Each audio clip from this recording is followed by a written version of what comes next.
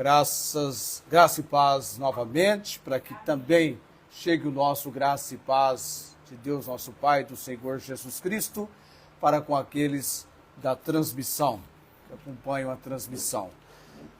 Na nossa vida, no nosso viver, no dia a dia de cada um aqui, no seu dia a dia, nas suas atividades, como é bom estarmos desfrutando, usufruindo a paz do Senhor.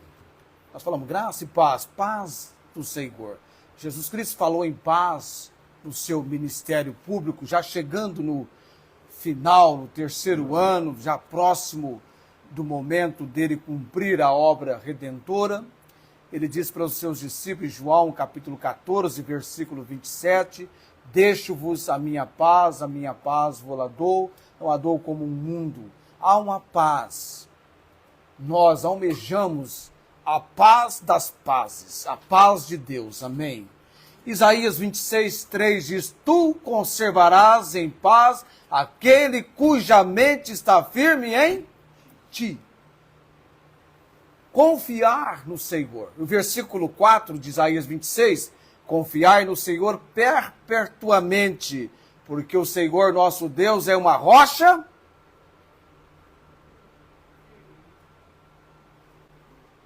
firme. É bom, mas imagine uma rocha que permanecerá, rocha eterna. Amém. O nosso Deus é uma rocha eterna. Se você colocou a sua vida, se você entregou a sua vida a Ele, entrega a sua vida, o seu caminho. O que você tem que fazer? Confiar nele. Entrega o teu caminho ao Senhor, confia nele, o mais Ele fará.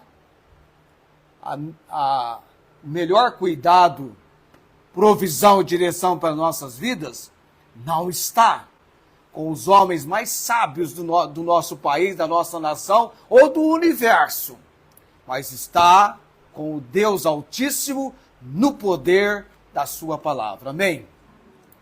Charles Spurgeon dizia assim, estude a palavra de Deus para que a sua fé não se apoie na sabedoria dos homens, mas no poder de Deus. Então, que nós sejamos estudantes da palavra de Deus e nos apoiemos no poder da palavra. Quando os homens expressarem os seus conhecimentos, precisamos certificá-los na palavra. É isso. Por isso nós estamos estudando. Então, o momento agora, não permita que nada atrapalhe a sua compreensão, o seu interesse pela palavra naquilo que estamos estudando, não é? Nós estamos no capítulo 5 de 1 aos Tessalonicenses, versículo 25. Queremos concluir esse versículo hoje à noite com significados importantes desta expressão que Paulo tem em 1 aos Tessalonicenses, capítulo 5, versículo 25. Se você não memorizou, memorize esse versículo. Ele tem algumas palavras. Ele tem 3 palavras. Esse versículo é um versículo bom para você memorizar. Parece aquele versículo que as pessoas falam de João 11:35, né? Esse aqui tem uma palavrinha a mais. João 11:35 diz, Jesus chorou, não é isso? Esse aqui é uma palavrinha a mais, tem 3. Irmãos, orai, tem 4, né? Por nós, tem 4. Na verdade, tem 4 palavras. Irmãos, orai por nós. Nós vamos fazer exatamente isso agora. Vamos orar pela direção e obra da palavra e orar também por amados que nós temos lembrado em oração. E é interessante isso porque nós vamos entender hoje à noite o quanto é importante esse compromisso de pessoas, de nomes pelos quais você vai estar orando, intercedendo junto ao trono da graça. Todos nós temos este privilégio, essa oportunidade de orar pelos homens de Deus. Vamos orar nesse momento. Pai Celestial, como nós temos aprendido pela palavra do Senhor, a importância do ministério, da obra, da dedicação nossa como povo do Senhor, na oração intercessória em favor daqueles que, quando conhecemos suas necessidades, suas lutas, seus problemas, é na oração que nos envolvemos, nos apresentando perante o trono da graça do Senhor. Samuel, no momento de comprometimento perante a nação de Israel, ele assumiu o compromisso, ficar longe dele, pecar contra eles, deixando de orar por eles. Ele iria interceder em favor de Israel. Deus, o Senhor tem levantado no mundo homens e mulheres intercedendo em favor da obra do Senhor. E como direcionamento do Senhor para essa obra, quão é importante estarmos considerando a imensa necessidade da Igreja de Jesus Cristo por todos os tempos. Oração. Oração em favor da obra do ministério do trabalho. Não é uma obra fácil. Requer o poder do Deus bendito, do Deus Altíssimo. Nos abençoe nesta noite no estudo, concluindo este versículo, Deus. E também oramos por amados que temos sempre deste púlpito mencionado as suas necessidades um momento antes da pregação. Tem a irmã Inês, a cirurgia que ela estará realizando, que realize no poder, na autoridade do Senhor. A missionária Angélica, ó Deus, o seu quadro de saúde, aos cuidados do Senhor, que ela sinta-se debaixo da provisão e proteção e amparo do melhor cuidado que ela poderia almejar. Também, ó Deus, a Dona Maria Cordeiro, colocamos essa senhora que necessita de compreender e entender que há um plano para a sua salvação na obra redentora de Cristo Jesus. Oramos também pela irmã Cláudia em 3 aspectos, eu sempre tenho lembrado dela em oração: a diabetes, procedimentos da hemodiálise e também o controle da pressão arterial. E numa quarta situação, talvez a mais importante, a sua vida espiritual, o seu esforço, bom ânimo e dedicação para o Senhor. Por tudo dou graças nesta noite, colocando-me perante o trono da graça do Senhor, orando no nome de Jesus. Amém.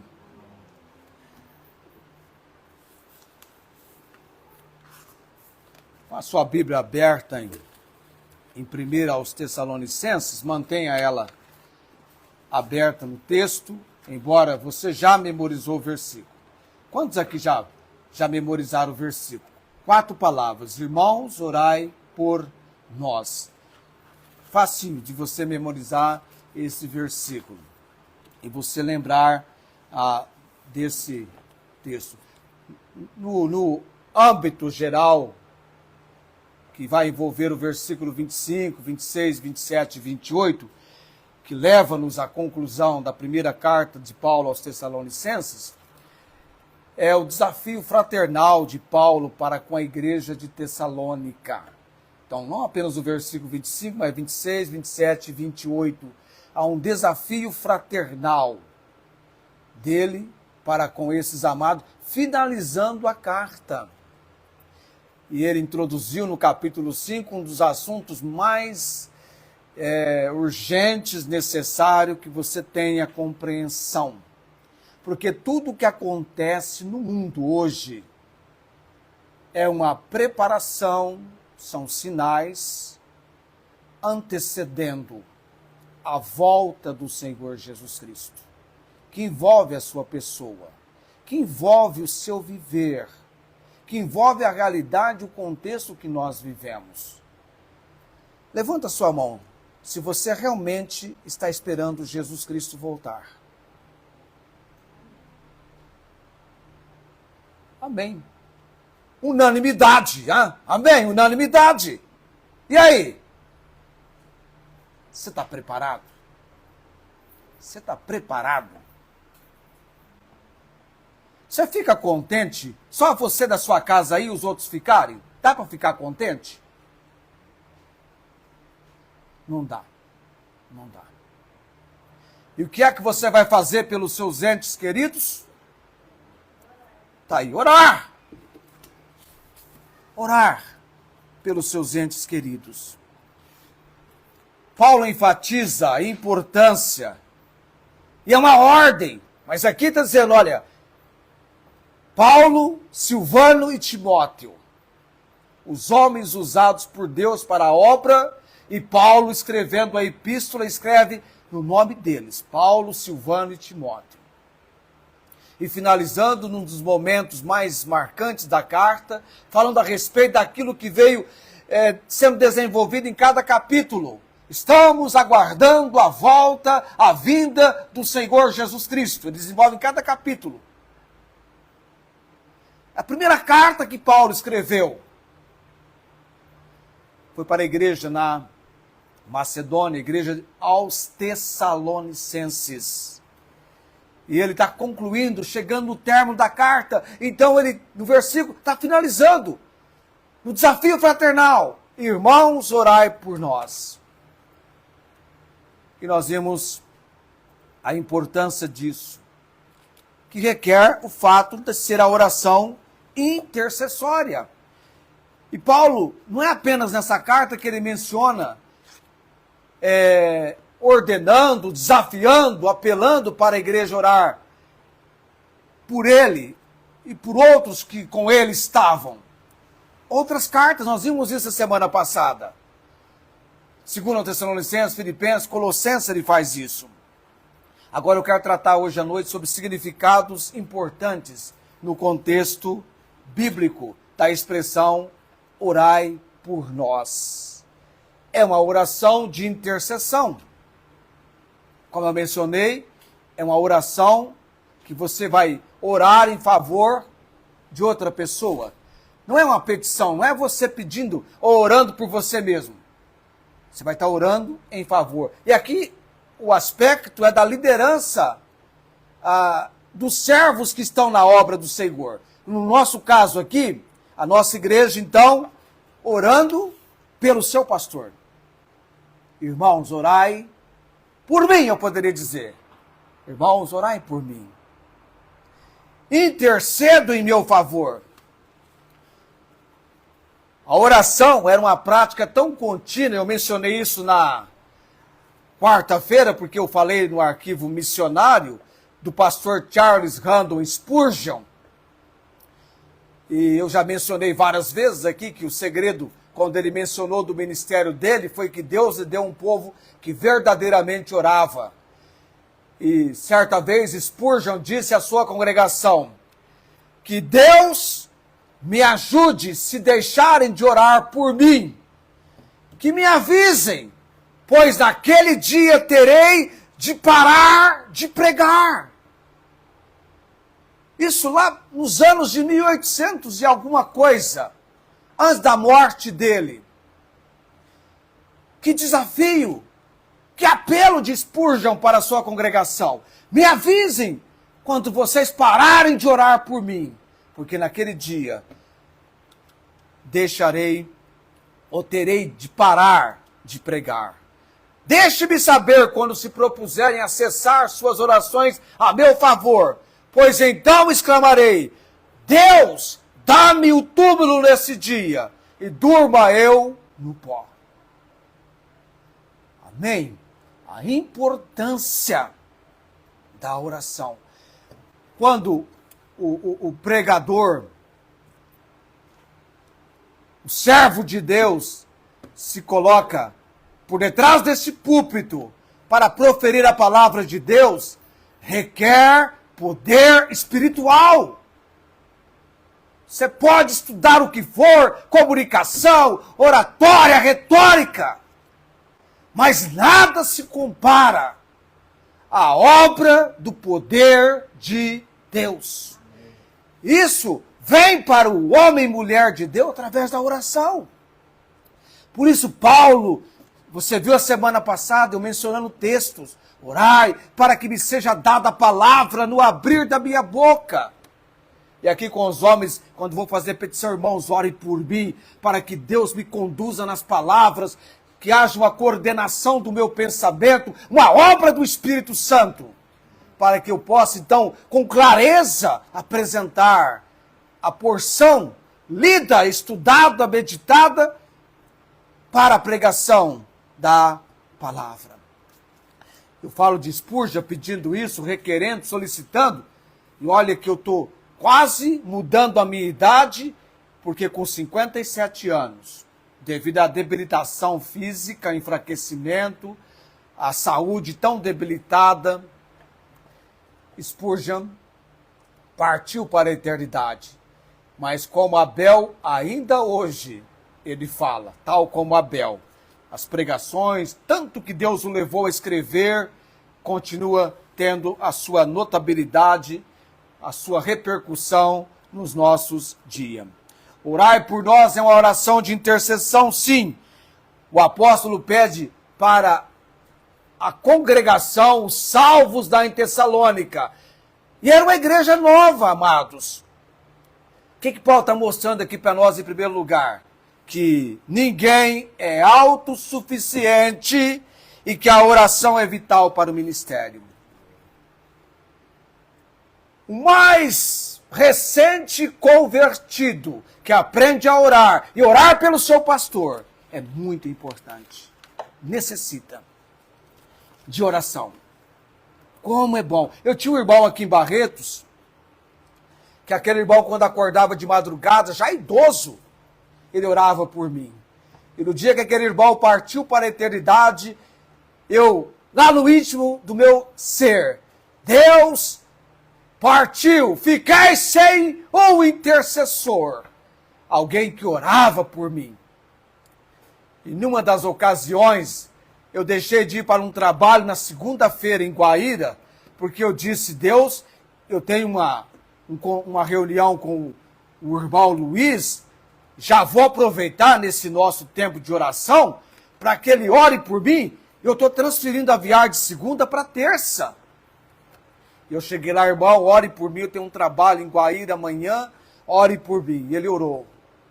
E naquela terça-feira, eu experimentei uma obra de Deus naquele trabalho que eu tinha que realizar naquela cidade, no campo de vendas. Foi um dia abençoado. Ele intercedeu por mim. Além de mostrar que a oração é vital e não há ninguém autossuficiente, que a gente às vezes olha para lendo a Bíblia e fala assim, não, sou o apóstolo Paulo, era um homem usado por Deus, um homem tremendo, extraordinário. Quando ele abria a boca para pregar, aconteciam as conversões. Como ele pregava, que energia tinha esse homem, que disposição. Mas nada era algo do âmbito humano. Era do poder de Deus. E ele sabia o quanto era importante que cada igreja, que cada pessoa o levantasse em oração. Em segundo lugar, um outro significado, irmãos, orai por nós. Apoio mútuo. Necessidade de apoio mútuo. Você entende o que é apoio mútuo?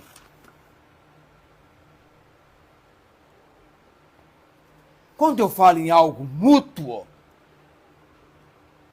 que vai daqui para lá e vem de lá para cá. Quando Paulo diz, irmãos, orai por nós, a mutualidade é que Paulo também orava por eles. Quer ver só? Alguém consegue ler bem alto?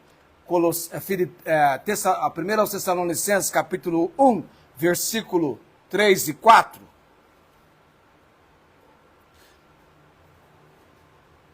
Você consegue ler bem alto? Para que a sua voz apareça aqui.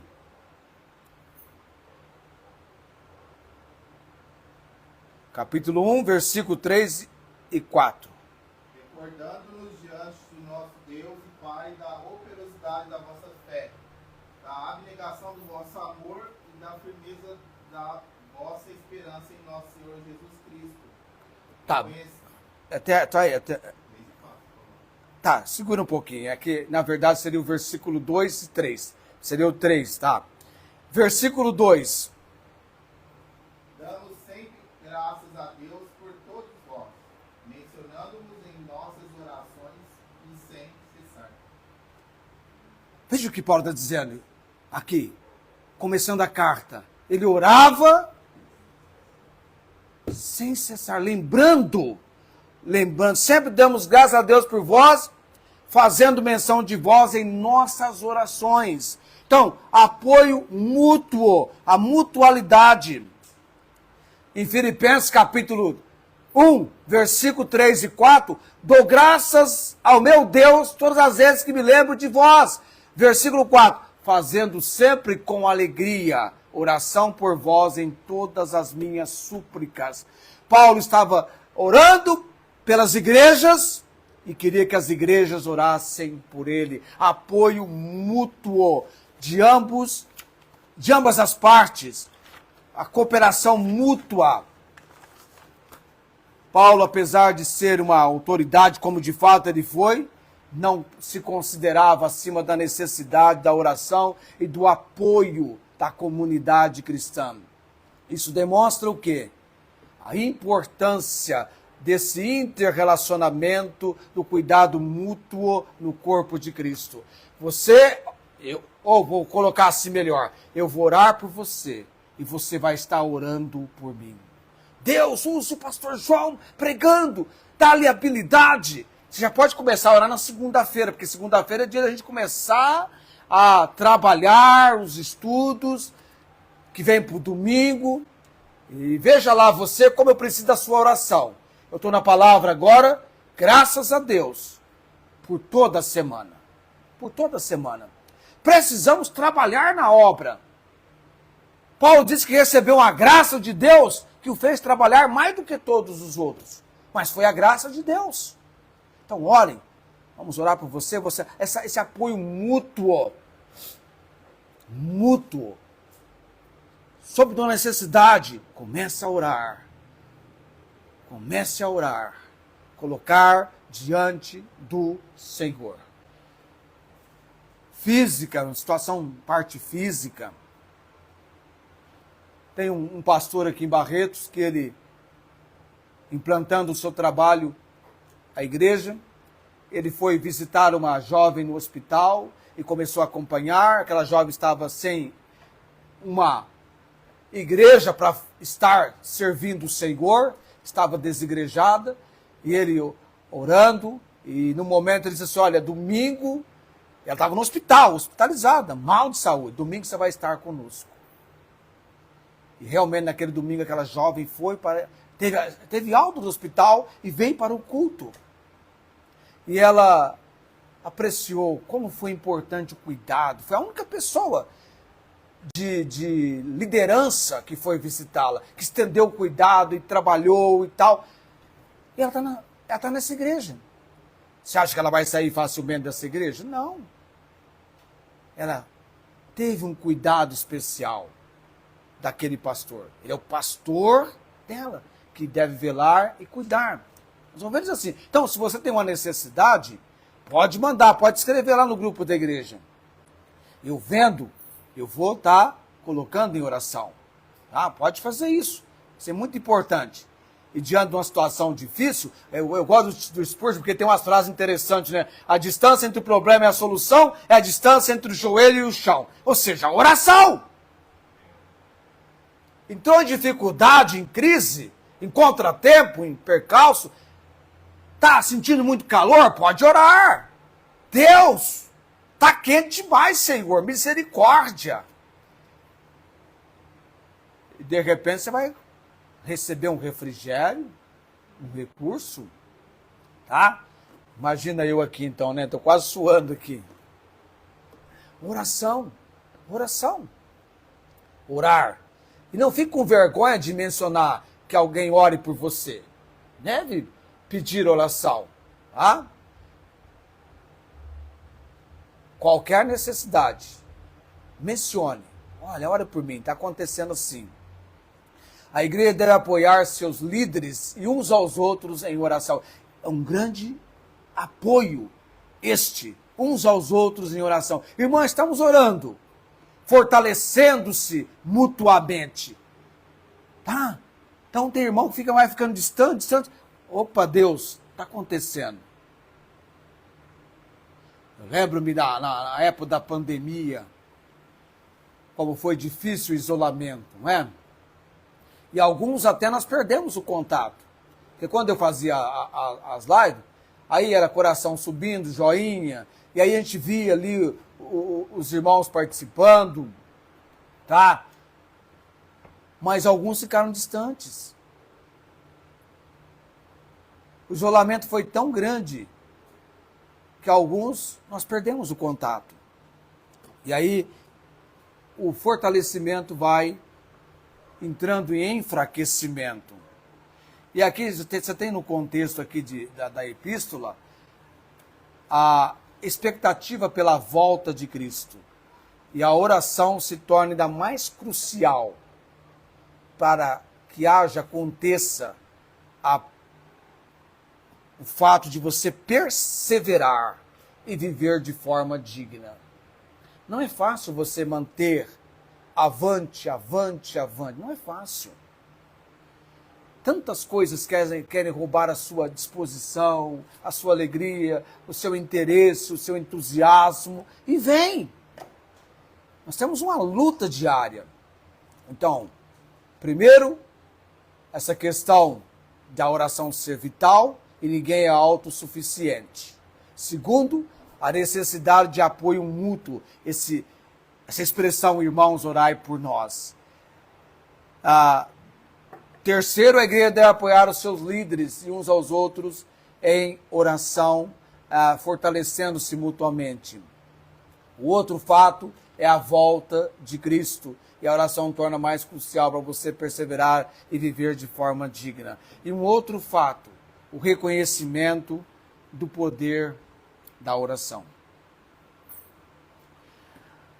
A ordem de Paulo, ela reflete a sua crença, aquilo que Paulo cria.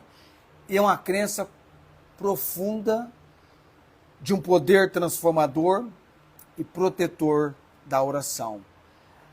A oração podia fazer, Paulo tinha esse entendimento, a diferença no seu ministério e na sua segurança pessoal. Como também o fato dele orar pelas igrejas. Manter essa dependência de Deus. E a igreja, nessa questão mútua, orar por ele, o reconhecimento do poder de Deus. O que é que você acha que Daniel, quando foi jogado na cova dos leões, ficou fazendo? Durante todo aquele período que ele esteve na cova dos leões. Estou dizendo Daniel, porque na Bíblia Daniel foi um homem que nada pôde impedir o compromisso dele de orar perante o Senhor. Nem o fato de que ele poderia ser jogado aos leões. Ele estava pronto a ser fiel até a morte. A Bíblia diz: se nós sofrermos com Cristo, com ele nós iremos reinar. Se o negarmos, ele também vai nos negar. Se formos infiéis, ele permanece fiel. Não pode negar-se a si mesmo. Ele é fiel. Amém? Deus é fiel. Cristo é fiel. Ele começou uma boa obra. Ele vai completar. Deus vai completá-la até o dia de Cristo. Com Daniel, Deus tinha uma obra para ele na Babilônia. E quando ele soube do decreto para não haver comunicação a não ser perante o rei, com nada, que era uma cilada na verdade, uma trama contra a pessoa dele, Daniel continuou orando. 3 vezes ao dia, o ritual dele. E aí o rei tinha assinado o decreto, palavra de rei não pode voltar atrás. Daniel não ficou bravo com o rei, não amaldiçoou os seus algozes. O que ele fez? Entrou na cova dos leões,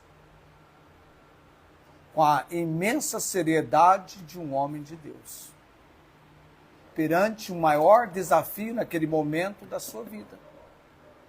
Ele se entregou, entrou na cova dos leões, para passar a noite toda. Não pretendia lutar com leão nenhum, apenas estar no lugar que ele deveria estar, de prontidão perante Deus. E ali ele esteve, por todo o tempo. Agora, é claro que Deus também estava ali na cova dos leões. E fechou a boca dos leões. Veja bem, Deus não fechou os olhos, mas fechou a boca. Olhar para Daniel, os leões podiam. Abrir a boca e devorá-lo? Não, de jeito nenhum. Preservação 100% de Deus. Quem é o Deus que você serve? Não é o mesmo Deus de Daniel?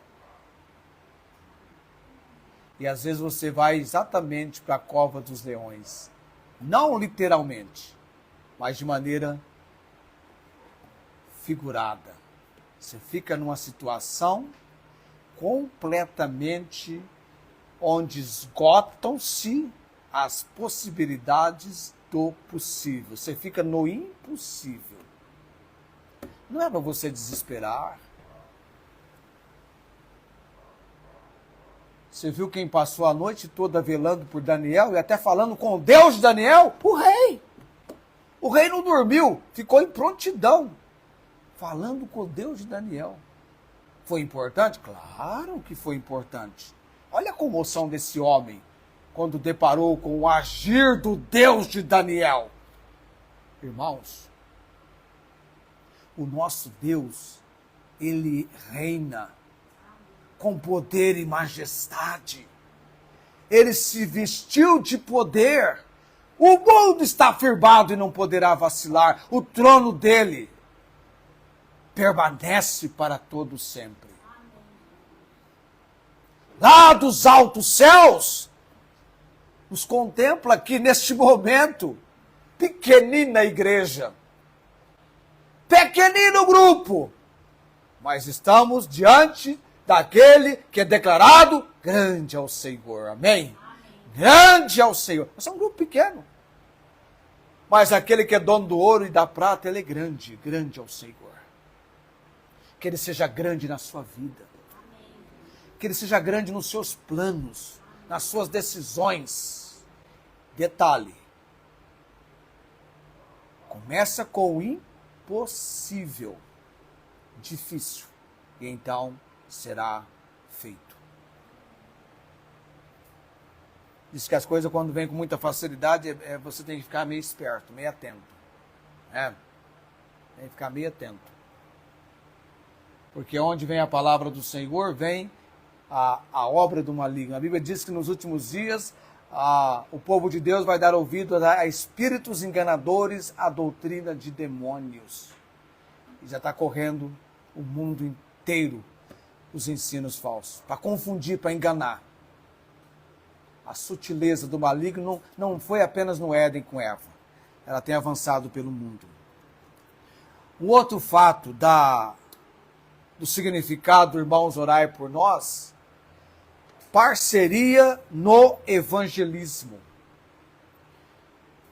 Ao pedir orações, o que Paulo estava convidando os tessalonicenses a fazerem? É o que o missionário faz com as igrejas hoje, sempre tem feito, se tornarem parceiros ativos no trabalho missionário. Você se torna um parceiro no trabalho do missionário. As missionárias vão estar aqui. A Meire e a Celinha. Quando você ora por elas, Você está formando uma parceria. A oração, ou as orações dos amados em Tessalônica, ajudariam a garantir que a palavra de Deus se espalhasse livre e eficazmente. Paulo queria que isso acontecesse e envolveu eles. Essa parceria. E é então importante quando você tem os parceiros, pessoas envolvidas em orar para você. Além do apoio mútuo, tem essa parceria. Queria que eles fossem parceiros. Estamos junto com você. Estamos orando. Porque o mais importante para o homem de Deus, amados, não é a questão financeira, física, é a questão da oração. Da oração. Então você está em pé para cumprir. As demais coisas são consequências disso. E um outro fato também, a humildade. O pedido de oração também é um gesto de humildade da parte de Paulo. A humildade dele, mostrando que ele dependia da graça de Deus e do apoio da igreja, e não apenas das suas próprias habilidades ou posição. Ele foi humilde, irmãos, orai por nós. Humilde. Precisa da oração de vocês. Não importa se vocês são novos convertidos, estão desenvolvendo, precisa da oração de vocês. A humildade. Eu preciso da oração de vocês para pregar a palavra, como eu preciso. Para estudar. Às vezes é uma luta. Uma luta. E quantas vezes eu estou naquela luta e Deus me desperta 3 da manhã, 4 da manhã. Eu me lembro que na semana do Ano Novo, eu estava viajando, quarta-feira, quinta foi o Ano Novo, eu dizia assim, Deus, essa semana eu estou um tanto atrasado. Já estamos na quinta-feira e eu preciso trabalhar na palavra para pregar domingo. E aí um pouco na quinta, na sexta-feira o dia inteiro. A gente ia para um lugar almoçar e eu estava lá com o meu caderninho online, escrevendo. Aí depois a gente fui para um local lá em Araçatuba para fazer a impressão. E aí você tem que jogar no WhatsApp do estabelecimento, para eles depois imprimirem, pegar o texto, para a gente então ter toda a coordenação para estudar. É isso basicamente um estudo para 2 semanas. Mas dependemos da oração. Dependemos da oração. E Deus quer que isso aconteça. E é importante. Irmãos, orai por nós.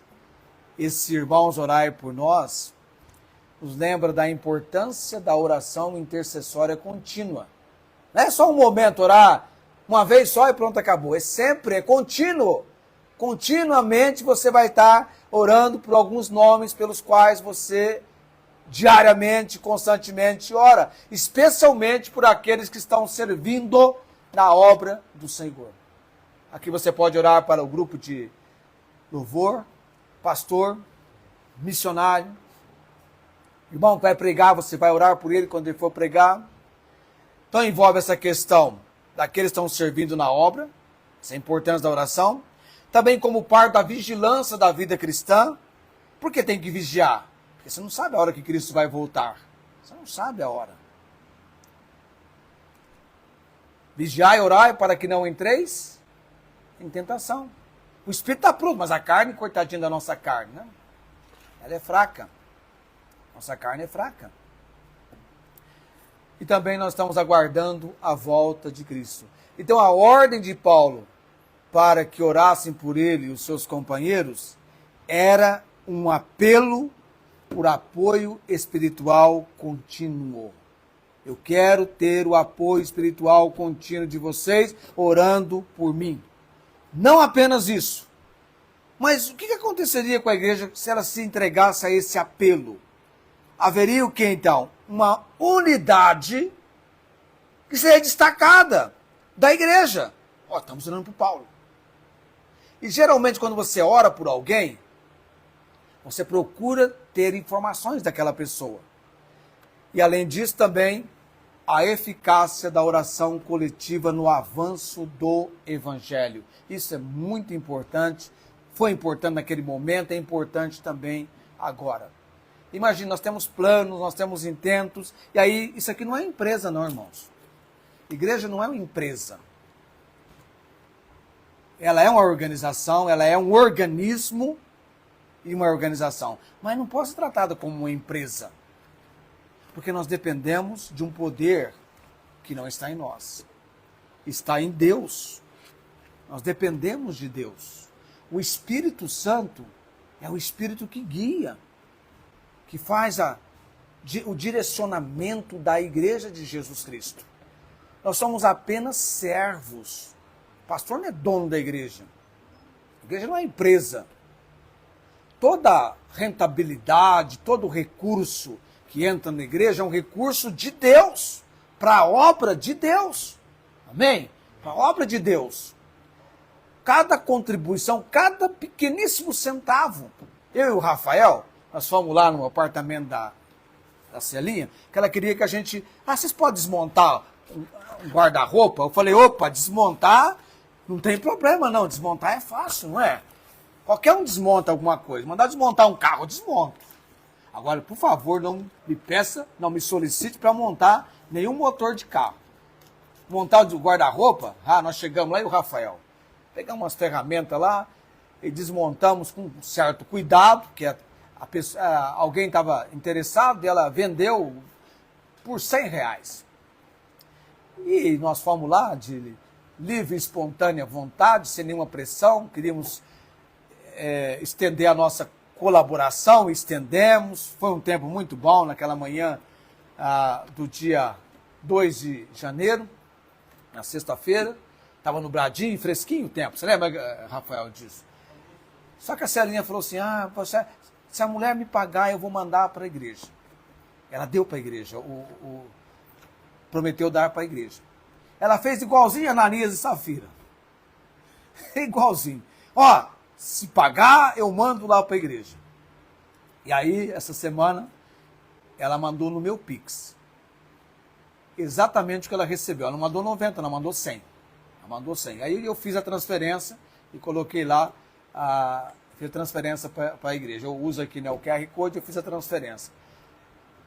Ela assumiu o compromisso. Livre, eu vou doar, eu quero doar. Nenhum problema. Era a contribuição dela.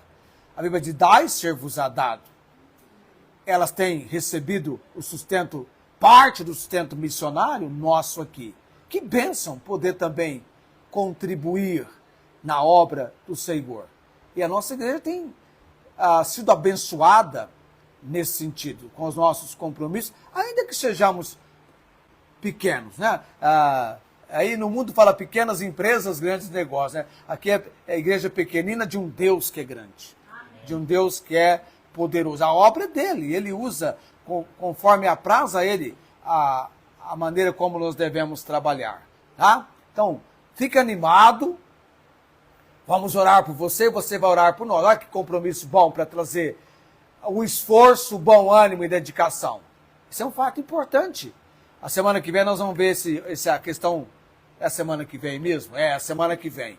Porque eu vou, no quarto domingo, realizar a ceia excepcionalmente esse mês, por causa das missionárias estando conosco. E no quarto domingo vai ser missões também. Era para ser hoje, vai ser naquele domingo, tá? Seja colocando isso também. E nós vamos orar o quê? Vamos estar orando pelas missionárias que vão estar conosco no dia 25. Aliás, elas vão chegar dia 23. Vão estar dia 23, 24 e 25. Tá? E no dia 25 no sábado à noite, tem aquele momento do testemunho que elas fazem um relatório do ano todo. Tá? Muito bom. Domingo pela manhã também. E à noite a gente reserva, depois da pregação, um espaço para elas também dar um testemunho pela transmissão. E orar também pela nossa conferência. Tá? Eu estou aguardando, estou uma necessidade tremenda, irmão. Nós estamos com a kitnet, com uma certa ocupação, então orem, porque nós precisamos definir o lugar onde o pastor vai ficar. Eu queria que o pastor ficasse aqui, no Macieira, que houvesse um apartamento ali, que Deus preparasse um apartamento para ele ficar ali. Sabe que tem algum lá, Esther? Nesse sistema Airbnb? De repente pode ter, né? Isso, Esther. Gosto quando você faz assim. Ela fez assim, já é um bom sinal, tá animada, né? Você já... Isso, verifica isso para mim, viu? Essa aqui é a filha que ficou para nos ajudar, né? Uma vai para lá, essa aqui ficou aqui. Tá. Ok, vamos colocar em pé nesse momento, só para a gente fechar a transmissão, que depois o irmão Gessé vai falar uns textos para nós aqui, e vamos alegar o coração dele. A esposa também está alegre, todo mundo alegre, é muito bom. Tá? Sempre na minha, quando eu era adolescente na igreja, sempre quando tinha um momento assim, diferenciado, conferência, e o pessoal se animando, até a irmã Inês em Ribeirão Preto que quer vir, vai ser um período assim de nos alegrarmos, festejando, comemorando, celebrando um ano perante o Senhor. Não pode passar assim despercebido, temos que dar um destaque e celebrar mesmo ao Senhor. Amém? Você está animado para isso? Janeiro, hein? Está chegando daqui uns dias, esse momento nosso, já tá, o local já está preparado, já está pago, inclusive, tudo coordenando-se da maneira que Deus tem nos dado a graça. Vamos orar nesse momento.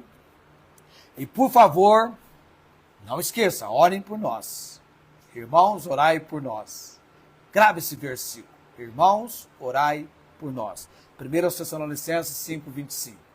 Eterno Deus e Pai Celestial, abençoado seja o nosso povo. Queremos colocar cada um aqui perante a obra que o Senhor deseja realizar, nos dá ouvidos atentos sempre para a palavra do Senhor, nos dá, ó Deus, vontade de fazer a vontade do Senhor. Desperta nisso o nosso coração, Deus. Logo em breve, o Senhor nos abençoando, teremos a vinda das missionárias, que seja um tempo sobremodo também de aprendizado para o nosso povo. Amém. Também Deus prepara, já estamos orando pelo pastor George, dá-lhe, ó Deus, esforço, bom ânimo e dedicação para estar conosco. Esse é o nosso tema, Deus, este ano, que destaquei na última mensagem do ano passado. Trabalha, ó Deus, em nós, como o Senhor preparou e trabalhou com Josué, Deus. Que o nosso povo seja um povo animando-se e sendo cada vez mais fortalecido pelo Senhor. Que este ano seja um ano do esforço, do bom ânimo e da dedicação para cumprirmos, obedecermos a Tua palavra. Te damos graças e oramos no nome do Senhor Jesus. Amém. A graça do Senhor Jesus Cristo, o amor de Deus e a consolação do Espírito Santo seja com todos vós. Amém. Assentai-vos. A toda a transmissão, desejamos uma ótima semana.